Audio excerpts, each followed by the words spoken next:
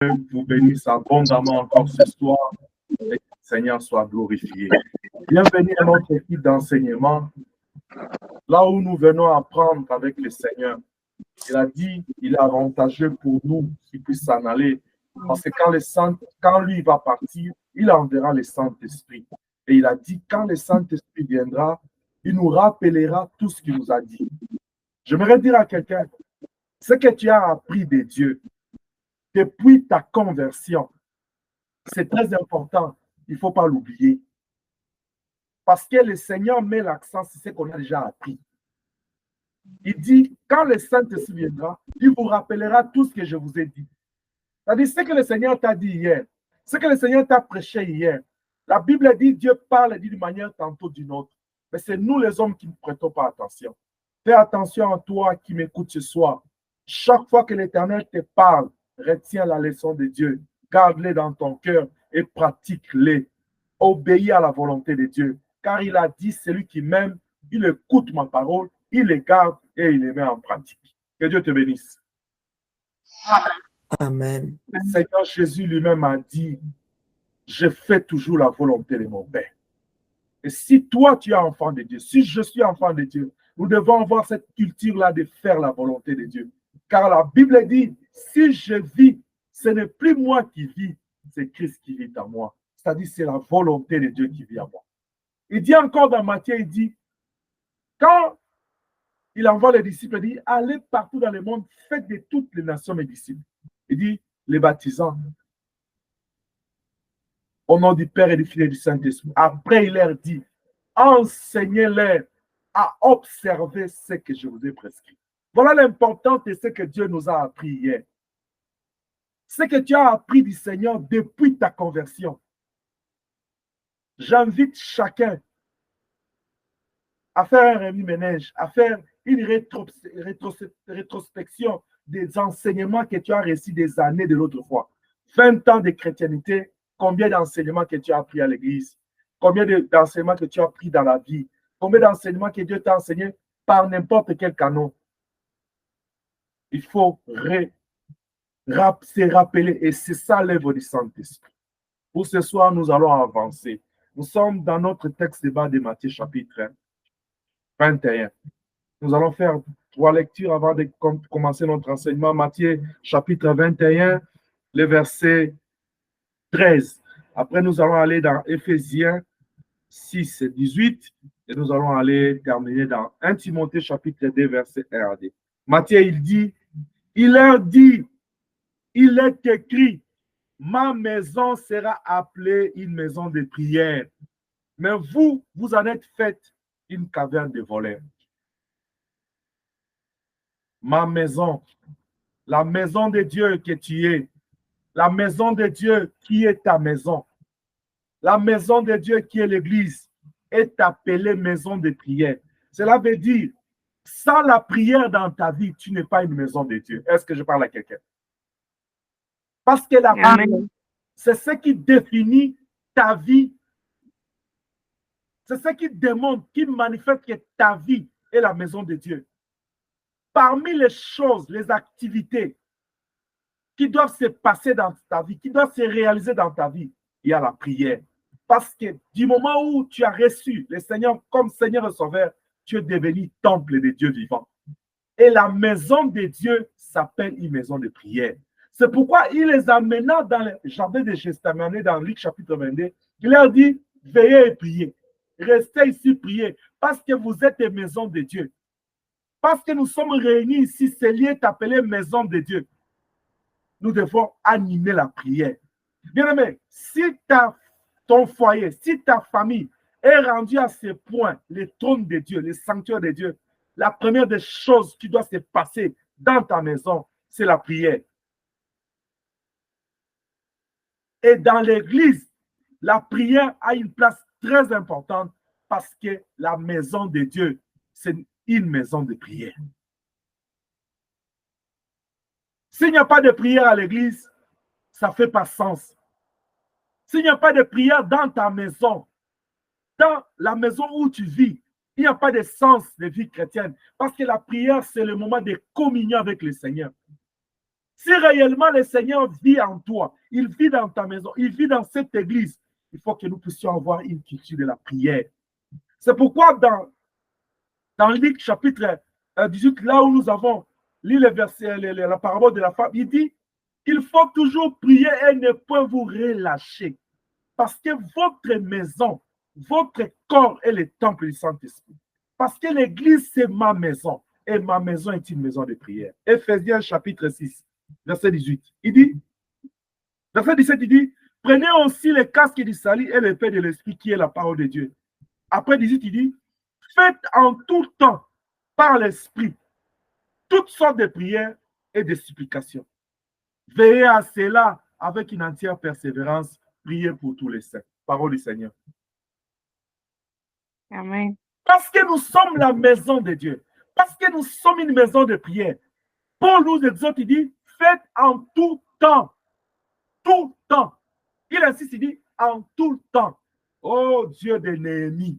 Néhémie dit à son peuple dans Néhémie 3,15, il dit que chacun de vous, parce que nous avons un combat, nous avons les ennemis, Sanballat et Tobija est là. Nous ne savons pas quand est-ce qu'ils vont surgir. Bien aimé, les diables, la Bible dit dans 1 Pierre, ils rôdent comme un lion cherchant qui dévorer. Oh, je dis à un bien-aimé cet après-midi, le diable est mauvais, le diable est méchant. Je l'appelle le mauvais, le diable. Il ne dort pas, il ne somnole pas. Pendant que Dieu a beaucoup de jalousie pour toi à cause de l'esprit qu'il a mis en toi, le diable, lui, il a la jalousie de la haine à cause de la grâce que tu as. Est-ce que je parle à quelqu'un? Amen. Je suis en train de dire, quand Dieu te regarde, parce qu'il a fait de ta vie sa demeure, il a placé son esprit. Dieu est jaloux de toi. Dieu veille sur toi en tout moment parce qu'il sait que tu as sa chose. Et tu es devenu sa demeure, son temple, sa maison. Alors, ça fait que non, tu es devenu la jalousie de Dieu. C'est pourquoi la Bible va plus loin, il dit, ne touchez pas à mes ouais. Oh, je parle à un ouais ce soir. Que la puissance de Dieu coule dans ta vie là où tu es. Que tu te réveilles dans la prière. Que tu communies avec Dieu en tout temps, afin qu'on ne te touche pas au nom de Jésus-Christ. Amen. Parce que dans la prière, tu te connectes avec le ciel. Ne pas prier, c'est se déconnecter avec le ciel. Je vais parler le langage d'homme. Vous savez, vous qui avez des téléphones avec des Wi-Fi, avec des connexions Internet, quand l'Internet, le réseau est perturbé, il y a des perturbations des réseaux, il n'y a pas de connexion. Tu ne peux pas atteindre une personne, tu ne peux pas communiquer. C'est comme ça avec la prière. La prière, c'est comme un réseau de communication. Si c'est coupé, si tu ne pries pas, oh Jésus, aide-nous. Tu es déconnecté du trône. Et je suis en train de te dire, si tu es déconnecté du trône, c'est très mauvais.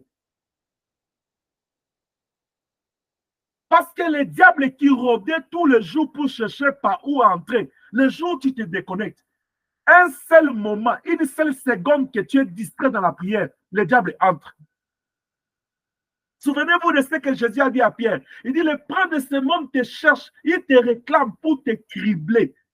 Alors, si le diable a l'opportunité d'entrer dans ta vie une seconde, vous savez ce qu'il va faire? Confère la vie de Job. Vous allez lire, vous connaissez bien l'histoire. Dans Job 1, 2, vous voyez comment les messages se sont suivis pour aller informer à Job les œuvres du diable dans sa vie, dans sa famille. La Bible dit dans Jean chapitre 10, le voleur ne veut que pour détruire, égorger et voler. Quand Dieu a permis seulement au diable d'entrer dans la vie de Job, sans toucher à son âme, vous avez vu comment est-ce que le diable s'est abattu sur la vie de Job? C'est-à-dire, tout le temps, il cherchait Job. Mais parce que Job a été connecté au trône, la Bible dit, même le jour où les enfants se réunissaient, lui n'était pas là-bas. Parce que c'était son sang, c'est le fruit de ses entrailles. Job était en prière. Chers parents, priez pour les enfants. Même quand ils ne sont pas ce que nous voulons, même quand ils ne donnent pas ce qu'on attendait, ne lâche pas dans la prière. Toujours prier pour eux. Priez tout le temps pour ta maison. Ne te déconnecte pas à la prière. Parce que la prière, c'est ces moments-là qui nous connectent au trône. Amen. Et dans le trône, la Bible dit, celui qui est assis là, tout est possible à lui. C'est-à-dire, celui qui est capable de rester connecté à la prière, C'est celui-là qui est capable de résoudre les problèmes dans sa vie, dans la vie des autres, parce qu'il est connecté à la source d'eau vive, à la source intarissable. C'est celui-là qui ne manquera pas de l'eau pour lui et pour les autres, parce qu'il est connecté. Est-ce que je parle à quelqu'un? Amen. Lève-toi dans la prière, ma soeur, mon frère, lève-toi. Parents, lève-toi. Famille, lèvons-nous dans la prière. La prière, ça doit être notre vie, parce que c'est ça notre connexion avec le trône.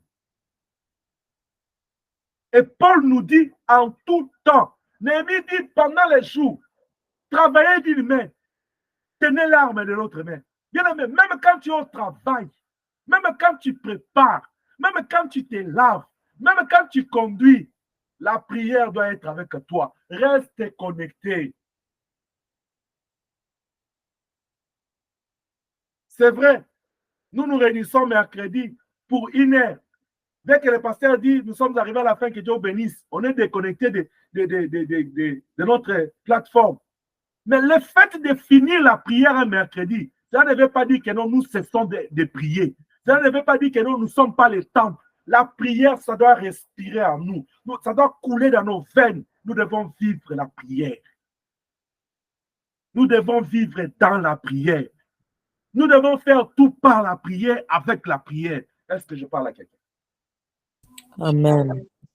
Amen. Bien aimé, changeons notre culture de la prière. La prière, c'est cette connexion qu'on a avec le trône. Là au ciel, la Bible dit l'armée, les armées de Dieu, les anges, les 24 biens, les 4 êtres vivants, tous les saints, les séraphins, les chérubins, les arcanes, les messagers, les guerriers, tous les êtres vivants. Ils ne se déconnectent pas de la prière. Ils sont là en train d'adorer, d'adorer, d'adorer. En tout temps, le trône est animé. Oh, que ta vie soit animée de la prière. Que la prière soit la force de ta vie. Amen. Vous savez, il y a des gens, même quand il est avec les autres, tu le vois un peu déconnecté de l'ambiance du groupe. Il est en train de remuer ses lèvres. Tu parles avec qui? Il dit non, c'est correct. Parce qu'il comprend que la prière, je dois les lancer. La Bible dit sème le matin, sème à midi, sème le soir. Bien aimé, en tout temps. Néhémie dit encore, il dit, comme nous allons travailler comme ça les jours, malgré que vous allez rentrer fatigué. Bien aimé, vous savez quoi? À ce temps ici, le diable est en train de faire tout pour qu'il rende encore le travail encore plus difficile, plus les conditions de travail, les conditions climatiques. Ça va fatiguer le corps. Je suis en train d'exhorter quelqu'un. Quand tu rentres le soir là, tu te dis, ah, Dieu va comprendre. Je suis fatigué, non, je reviens du travail. Tu viens de travailler pour ton corps, pour ta nourriture, pour ton ventre. Tu n'as pas travaillé pour le ciel. Fais attention à toi. Veillez et priez afin que tu ne tombes pas en tentation. Tu vois le travail là que tu es en train de protéger. Le diable peut venir entrer seulement par ton travail. Combien de fois tu as déjà eu des combats dans ton travail? Combien de fois tu as déjà eu des problèmes? Combien de fois on a déjà même mis des choses derrière de d'autres que tu n'as pas fait? Parce que tu préserves seulement ton travail, mais tu ne préserves pas ton âme. La prière, c'est la connexion avec le trône. Et cette connexion-là doit demeurer longtemps. Ça ne doit pas être coupé. C'est pourquoi il dit en tout le temps, faites toutes sortes de prières. Mais maintenant, il dit quoi? Il dit par l'esprit. Pourquoi on doit le faire par l'esprit? Parce que Dieu est esprit. Il faut que ce qui le prie à l'esprit en vérité. Pourquoi par l'esprit? Parce qu'il y a beaucoup de formes de prière. Mais quelle est la prière qui doit être faite et qui doit toucher le cœur de Dieu? Il dit toutes sortes de prières. Mais est-ce que je dois faire toutes ces formes de prières? Non. Il faut savoir quelle prière faire à quel moment. C'est très important. Marc chapitre 5, on parle de cette femme. La Bible dit, elle voyait le médecin. Mais quand elle voyait le médecin, elle faisait la même chose. Elle vendait ce qu'elle avait. Elle avait les moyens pour aller voir le médecin. Mais ces jours-là, il était devant le médecin des médecins, le roi des rois, le seigneur des seigneurs. Il n'a rien vendu. Il a apporté sa foi. Parce que l'esprit l'avait conduit ainsi. Il y a des fois tu gênes, tu pries, tu fais des prières, mais ça n'a pas de fait. Parce que tu ne le fais pas selon l'esprit. La Bible dit, vous priez, vous demandez, mais vous ne recevez pas parce que vous demandez mal. Si Dieu fait grâce, je parlerai de des effets de prière sans effet le mercredi prochain.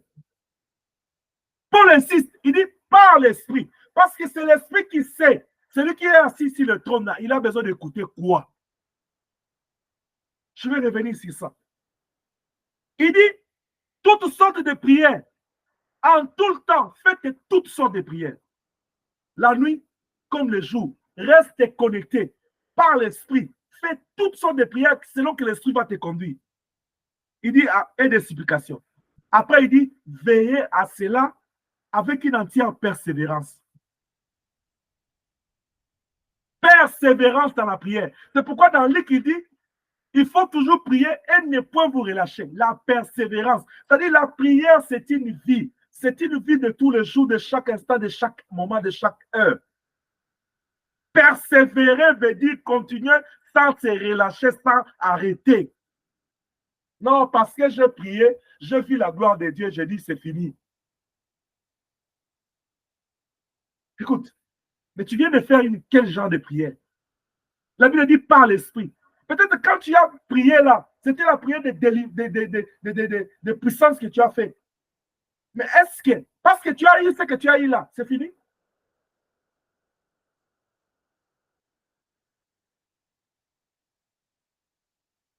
L'Écriture nous exhorte et nous ordonne, nous encourage à faire toutes sortes de prières en tout le temps, bien-aimés. Quand la Bible dit en tout le temps, la nuit comme le jour, dans la joie comme dans les malheurs, et il te demande de persévérer, il dit avec une entière persévérance, pas une persévérance à moitié, pas une persévérance aujourd'hui tu es fort devant, tu tombes ou tu relâches, il dit entière, c'est-à-dire tu te donnes corps et âme, parce que tu te dis ça c'est ma vie. Je voudrais que quelqu'un comprenne ce soir, la prière doit être ta vie. Est-ce que je parle à quelqu'un? Amen. Amen. La vie que tu vis, la vie que tu as là, parmi les choses qui doivent caractériser ta vie, il doit y avoir la prière. Le temps là qu'on est dans autre chose, dans la distraction, dans le divertissement, dans des choses, concentrons-nous à la prière. Église du Seigneur, la prière, c'est le moment de connexion avec le trône. Et ce moment-là, la Bible dit en tout temps. Surtout à ce temps que nous sommes en train de passer. Je vais rester dans Éphésiens, mais je vais encore aller d'abord dans Timothée. Qu'est-ce que Timothée dit? 1 Timothée 2, verset 1. Il dit, j'exhorte donc avant toute chose. Il dit, j'exhorte avant toute chose. Paul dit, avant toute chose. Est-ce que quelqu'un comprend? Il entend? Bien aimé, avant toute chose dans ta vie, Paul t'exhorte. Il dit à faire des prières. Tu te réveilles le matin. La première des choses que toi tu fais là, c'est de prendre ton téléphone, de vérifier qui m'a appelé, qui a laissé le message, qu'est-ce qu'on a posté, quelles sont les notifications que j'ai. Mais Paul te dit, toi qui as l'habitude de faire ça. Quand tu te réveilles, avant toute chose, oh Dieu d'Abraham, fais des prières. Il dit des prières, des supplications, des requêtes, des actions de grâce pour tous les hommes. C'est là où j'aimerais parler des formes de prière ce soir, les différentes formes d'expression de la prière.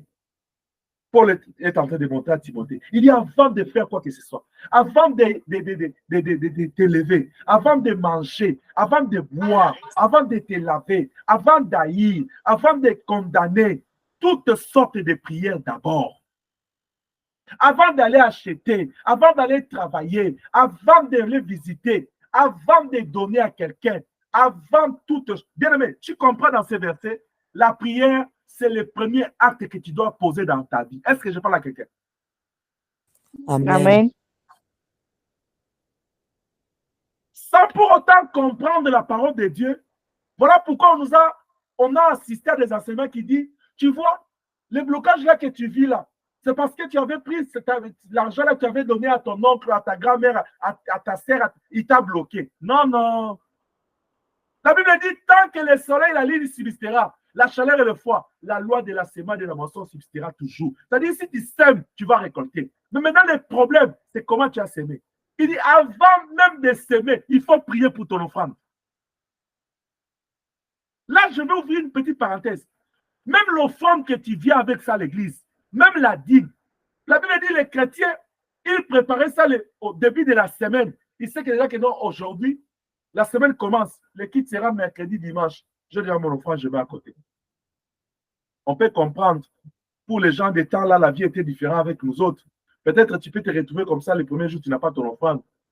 Mais même à 1 minute avant de poser ça, même quand on dit l'email de transfert est là, prie pour ton offrande. Prie pour ton. Je t'exhorte. Tout ce que tu donnes, la Bible dit, tout est sanctifié par la prière et la parole.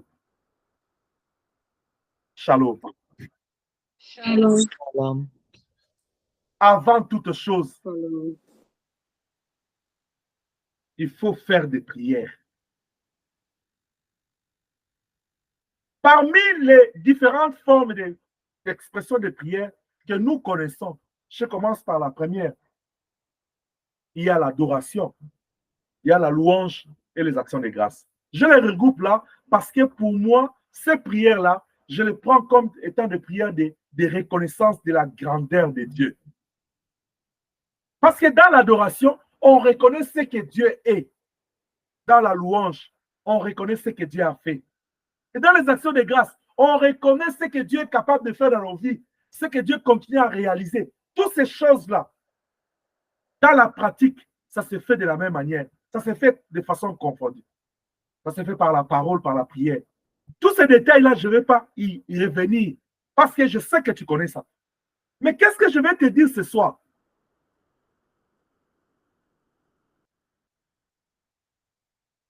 Paul nous a dit dans Éphésiens, il dit, en tout temps, faites toutes sortes de prières. C'est-à-dire, l'adoration, parmi les prières que tu dois avoir, en tout temps, l'adoration doit être là. Et l'adoration, c'est cette activité qu'il y a au ciel, sans arrêt. C'est-à-dire, tu peux manquer d'autres prières, mais tu ne peux pas manquer l'adoration. Voilà pourquoi vous avez vu l'homme de Dieu David, il a écrit tout un long livre pour seulement adorer Dieu. Tout un long, 150 chapitres. Si on enlève seulement le psaume 90, si je ne m'abuse pas, c'est 119, 90, là où il parle de la parole de Dieu. Les restes, 119. c'est fait qu'adorer. Fait qu'adorer. Fait qu'adorer. Bien aimé, David arrive sur un champ de bataille. Il voit, on incite les rois par un incirconcis. Il a dit non, je ne peux pas rester calme. La forêt là-bas, les arbres, les oiseaux ont fui la main de Dieu. Je ne peux pas rester calme. C'est pourquoi il est capable de dire, mon âme loue l'Éternel, n'oublie aucun de ses bienfaits. Est-ce que là où tu es rendu, Ebenezer n'existe pas dans ta vie? Est-ce que tu ne peux pas dire Ebenezer? C'est comme ça que toi, tu étais né. Job dit, ni nous sommes sortis de sein de notre maman, ni on va rentrer. Quand tu es né là, tu n'avais pas de couches ni de pampers, tu es né comme ça, ni. Mais tout ce que tu as aujourd'hui là, même la masse, la beauté que tu as. Vous avez déjà vu comment un enfant naît? Quand un enfant est né là, vous voyez comment il est? Peut-être il y a aussi des mamans ici qui ne savent pas quand un enfant est né, comment il est. Puis c'est quand on t'amène l'enfant là, on a déjà essuyé, il est propre, tu prends. Quand il est né là, tu vois comment l'enfant est. Je suis en train de dire ça pour quelqu'un, quand tu as atteint un âge, tu deviens beau, tu commences à regarder, tu es beau, tu es belle. Tu es là en train de faire, tu fais des fiers à qui? À Dieu? C'est lui qui a créé. C'est lui qui a le premier et le dernier mot. Quand pour servir Dieu, quand pour offrir pour Dieu, quand pour adorer, il y a des gens, oh, jamais un homme de Dieu. Cet homme-là, je l'aime. Que le Seigneur lui donne la force là où il est. Je suis en train de parler de Bishop Coutinho Fernando. C'est parmi les hommes qui ont activé ma foi dans ma croissance.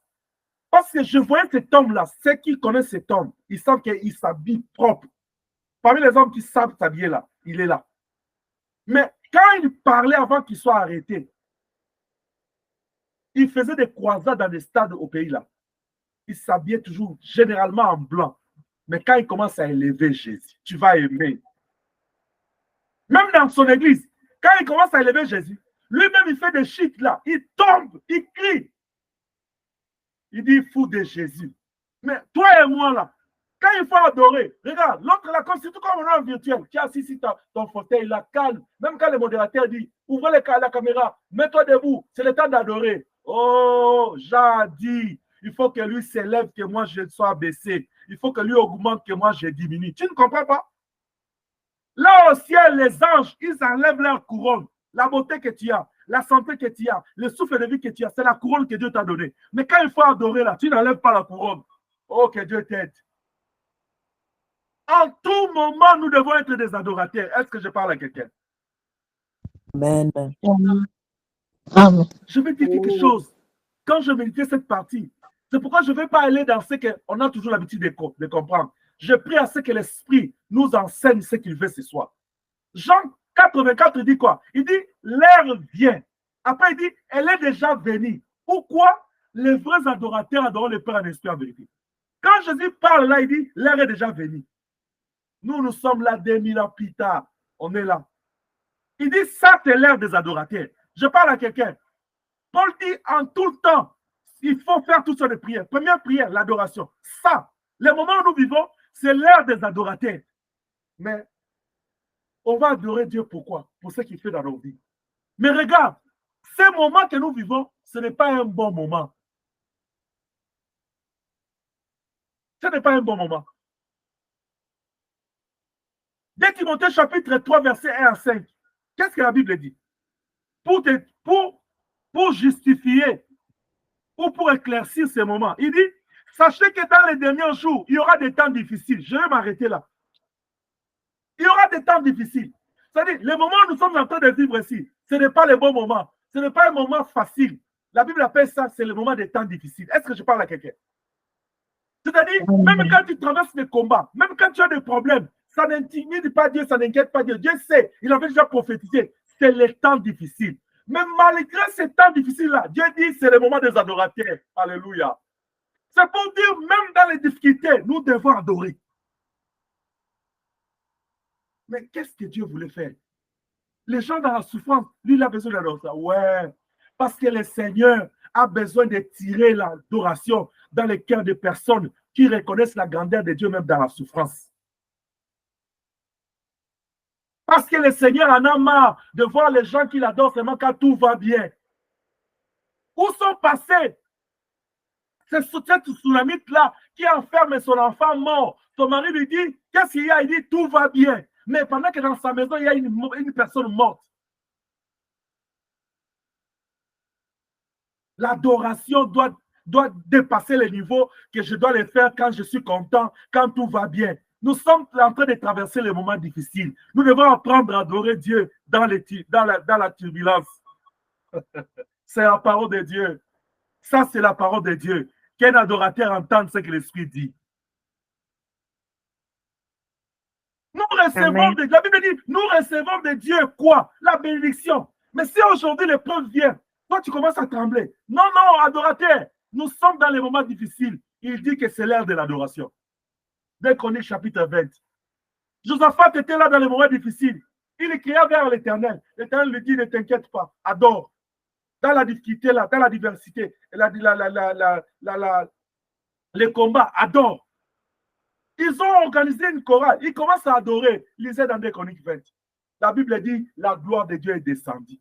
Bien-aimé, n'adore plus comme l'autre fois. Il faut commencer à adorer. Dans des problèmes, ne te plains pas. Adore Dieu. Élève Dieu dans les problèmes. Adorer Dieu dans les problèmes veut dire montrer au problème que ton Dieu est plus grand que tes problèmes. Est-ce que je parle à quelqu'un? Amen. Romains chapitre 8, verset 35, il dit quoi? Il dit, qu'est-ce qui nous séparera de l'amour de Dieu? Est-ce la souffrance? Bien, mais qu'est-ce qui va te séparer de l'amour de Dieu? Parce que ce que tu as besoin, tu n'en as pas, c'est pourquoi tu abandonnes. Non, non. Il faut toujours prier en tout temps, sois adorateur. Parce que l'adoration, c'est cette reconnaissance qu'on a envers Dieu pour lui dire, dans la forêt, tu as agi. J'ai confiance en toi aujourd'hui. Je lis dans la parole, on a dit que tu ne rejettes pas tout ce qui se confie en toi. J'ai confiance en toi. Un adorateur dans les difficultés, c'est celui qui est en train de démontrer à Dieu sa foi et sa confiance. La Bible dit, il faut que celui qui s'approche de lui crois que Dieu existe. Parce que quand je suis dans les problèmes, malgré mes multiples problèmes, j'adore. Je me rappelle, dans une période de ma vie, mon pasteur, mon père, pasteur Richard, sa femme était malade. Bien aimé, je vous dis, c'est la peau sur les os. Qu'est-ce qu'on n'a pas dit? Mais c'est pendant cette période-là que j'ai appris la fidélité de l'homme de Dieu dans les difficultés. C'est pendant cette période-là que pasteur Richard était fort dans la prière, des séminaires de délivrance. À ce moment-là, il n'avait pas d'enfant. Plus d'une année dans les mariages, les gens ont parlé. Maintenant, qu'est-ce qui se passe? On va à l'église comme ça, il prêche démonstration. Après, la prière se termine, papi, prends ma Bible. On rentre chez lui, là, on tourne notre maman là à l'ité. Tu regardes comme ça, tu dis pitié. Si on enlève la grâce et la foi, si tu regardes maman, tu n'as comme ça, tu dis, celle-là a Koufalobi. Donc demain, là, on ne va pas se réveiller. Mais si on te présente maman là aujourd'hui, tu ne vas pas croire que c'était elle. Et quand Dieu a visité son serviteur, il lui a donné des jolies filles. Tu ne peux pas croire que cet homme a travaillé. C'est-à-dire quoi? C'est-à-dire, dans la souffrance, apprends à adorer. Juste adore. Dieu veut que nous puissions dépasser nos émotions, dépasser nos insuffisances, nos limites, pour que nous puissions atteindre le trône. Écoutez, la femme là de père de sang, elle avait dépassé les limites. Si elle n'avait pas fait l'effort de dépasser les limites, elle ne pouvait pas voir la gloire de Dieu. Tu sais les limites que la femme avait? Elle était dans un état où elle ne pouvait pas s'approcher des hommes. La Bible interdisait ça. Mais elle a dépassé ça. Parce que c'était une femme de foi. C'est pourquoi je dis un homme de foi, c'est comme un fou. Il ne raisonne pas comme les autres. Nous sommes au temps des adorateurs. Et Dieu aime les adorateurs. Lui-même, il a annoncé que c'est un temps difficile. Mais le Seigneur a couronné ces temps difficiles, les temps des adorateurs. C'est-à-dire, malgré la difficulté du temps, Dieu va agir. C'est pourquoi la Bible dit, le malheur atteint souvent les justes, mais l'Éternel en délivre toujours. Pourquoi l'Éternel va te délivrer? Pour que tu aies des sujets d'adoration. Mais maintenant que tu es dans les difficultés, ne te relâche pas, adore dans les difficultés. C'est pourquoi la Bible dit, même quand je traverse l'ombre de la vallée de la mort, je n'ai aucune crainte, car tu es avec moi. Parce que Dieu est avec toi, adore. Tu prépares dans l'adoration. Tu laves les habits dans l'adoration. Tu vas au travail dans l'adoration. Tu dors dans l'adoration. Tu te réveilles dans l'adoration doit couler en toi. Que quelqu'un lève ses mains. Dis seulement, Seigneur, repose sur moi l'onction d'adorateur.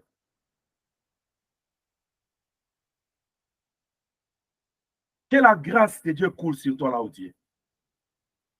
Amen. Bien aimé, Dieu, voyant, établissant, couronnant ces moments de difficulté comme étant les moments des adorateurs. C'est ce que j'ai toujours l'habitude de dire. Dieu voulait nous amener à une autre dimension des relations avec lui. Il fait que nous serons des fans. Que nous serons ces fans. C'est-à-dire, même quand ça ne marche pas, je témoignerai la grandeur de Dieu. Tu vois un fan là, même quand son équipe, demandez à Emmanuel, il connaît. Même quand Barcelone là, échoue, il dit, Emmanuel dit, je suis toujours, je reste. Parce qu'il sait que non, il est fan de son équipe. Tu peux dire, bon, il reste parce que c'est son équipe. Même quand tu as ce que tu n'as pas, parce que Dieu est ton Dieu, reste fan de lui. Est-ce que tu peux être fan numéro 1 de Jésus-Christ?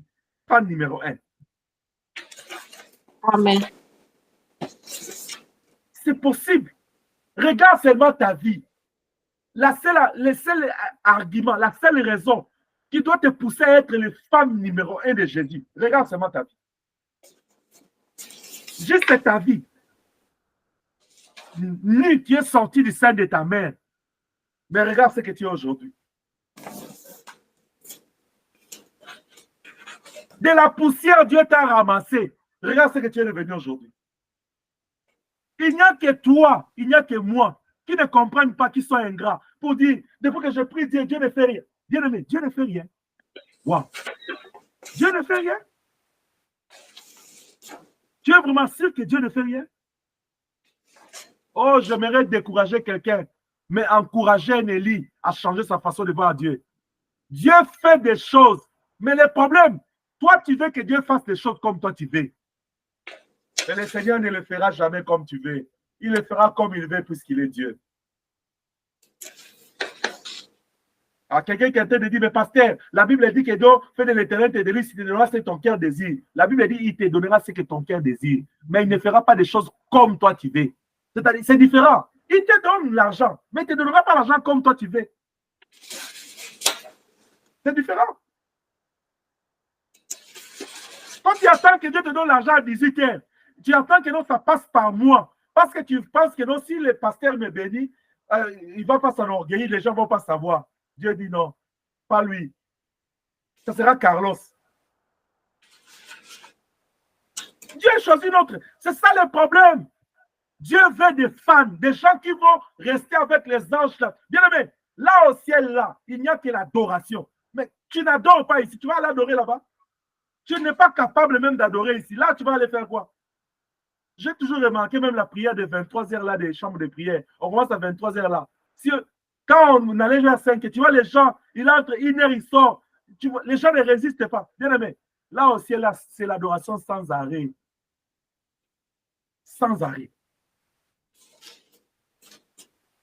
Dieu a besoin de fans, de personnes reconnaissantes, fidèles, endurantes dans la prière, dans les épreuves. Même quand dans l'épreuve, il dit, mon homme, loue l'Éternel, n'oublie pas de ses bienfaits. La Bible dit, chaque chose a son temps. Il y a un temps pour rire, il y a un temps pour pleurer. C'est-à-dire, quand je ris aujourd'hui, puisque Dieu m'a béni, le jour où la diversité ou bien les épreuves viendront, n'oublie pas les dieux d'hier. Parce que lui n'a pas changé. Il est le même hier. C'est celui-là qui est aujourd'hui, il sera demain. Est-ce que je parle à quelqu'un? Amen. Amen. C'est-à-dire, quand Néhémie dit, pendant les jours, nous devons travailler d'une main, de l'autre main, nous devons tenir l'arme. C'est-à-dire, tu travailles, tu adores. Non, je vais insister sur tes points. Si c'est ce que je vais dire ce soir, si je veux m'arrêter là, que le Saint-Esprit soit glorifié. Je veux que tu comprennes que Dieu doit prendre la place dans ta vie. Le trône de Dieu doit demeurer en toi, dans ta maison, dans ton travail, dans ta santé, dans tes finances, dans tes combats, dans ton mariage, dans la vie de tes enfants, de tes parents, dans ta famille. Il faut que Dieu règne. La Bible dit qu'il siège dans l'adoration. Celui qui va les faire siéger, c'est ton adoration. Si tu n'adores pas là, il ne siège pas. Hier, j'étais sorti. J'étais en train de faire le manœuvre pour parquer. Je vis 3 blancs qui étaient à côté. L'autre me dit, aïe, me too, I love Jesus. J'étais comme, yes, thank you. Mais je me suis dit, pourquoi je lui ai dit thank you? Mais c'est sa vie avec Dieu. Je devais dire praise the Lord. Pourquoi je lui ai dit thank you? Oh, parce que j'ai tellement l'amour pour mon Jésus que, parce qu'il aime mon Jésus, je bénis le Seigneur, mais je le remercie parce qu'il aime Jésus. Je croyais que c'était fini. J'ai parqué, je suis descendu. Il a continué. Il dit, j'aime Jésus. C'était un blanc. Il était entre des autres blancs. Juste, vous savez pourquoi il m'a dit ça? Parce que si pour les gens qui connaissent, tu sais que ce qui se trouve devant ma voiture là, c'est à cause de ça. Je n'ai pas prêché avec ma parole. Juste ma plaque là du devant a touché le cœur de quelqu'un. Et ça, ce n'est pas la première fois. Quand je conduis ma voiture, partout où je passe, les gens qui voient ces plaques-là, ils disent, wow. Mais moi, pour mettre ça, vous savez que je me suis inspiré d'une autre personne. C'est les parents de l'ami de Bonnel. Un jour, j'étais allé prendre Bonnel à l'école. L'année passée, je vis un homme là. Et dans sa voiture, c'était qui? Jésus-Christ est Seigneur. J'étais comme, waouh. Je dis, mais regarde-moi.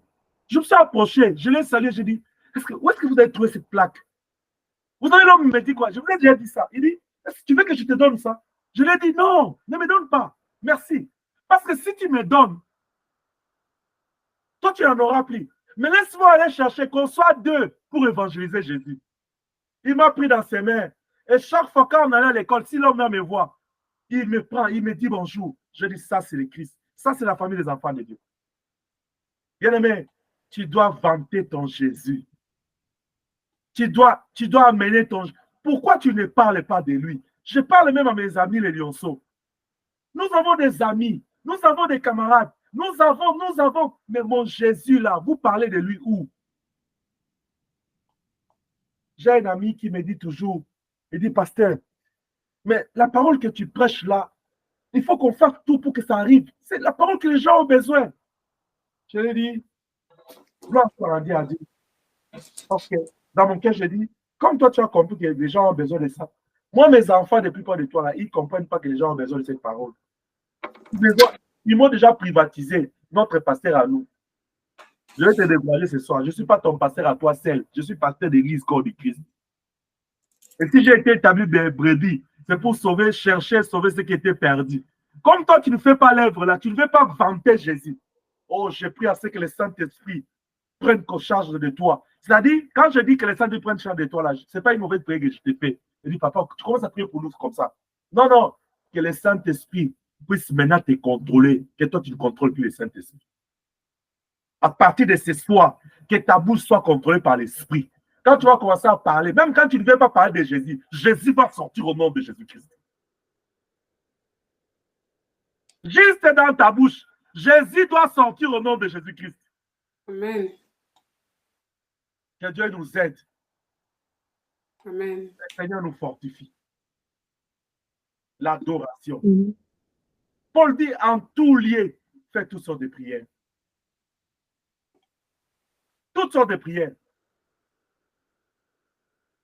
Je vais terminer ce soir pour te dire. L'adoration est cette prière puissante. Elle est puissante quand elle est faite d'un cœur sincère, en esprit et en vérité. L'adoration. C'est parmi les diverses formes de prière. L'adoration est cette prière puissante. Parce que dans l'adoration, on ne va pas aller demander, on ne va pas aller faire quoi que ce soit. On va seulement aller reconnaître la grandeur de Dieu. Et puis la nature elle-même ne vous enseigne-t-elle pas? Regardez dans ce monde. Comment est-ce que les gens, ils aiment qu'on puisse les adorer, comme les élever. Tu entends quelqu'un dit, Préso, mon pao, tu vois, la personne ne va pas résister, elle va donner. On l'adore. On le magnifie. Et à combien plus forte raison, celui qui mérite l'adoration. Matthieu, il dit quoi dans Matthieu 6? Il dit, car c'est à toi qui appartient les règnes, la puissance, l'autorité, la gloire au siècle des siècles. L'adoration appartient à Dieu. Alors, toi, en tant qu'enfant de Dieu, en tant que serviteur de Dieu, tu adores qui? Tu entres dans la maison d'un enfant de Dieu comme ça, c'est la musique mondaine du matin au soir. Dans vos téléphones, là, vous savez, une autre personne dit, moi j'écoute seulement, ça fait quoi? Ça fait que la foi vient de ce qu'on entend. Ça t'édifie en quoi? Ça fait que toi, tu es mis à part. Tu dois t'édifier. Ça fait que la Bible dit, nous n'avons plus assez de temps. Même si on en avait, la Bible te dit, tu es mis à part. Racheter le temps.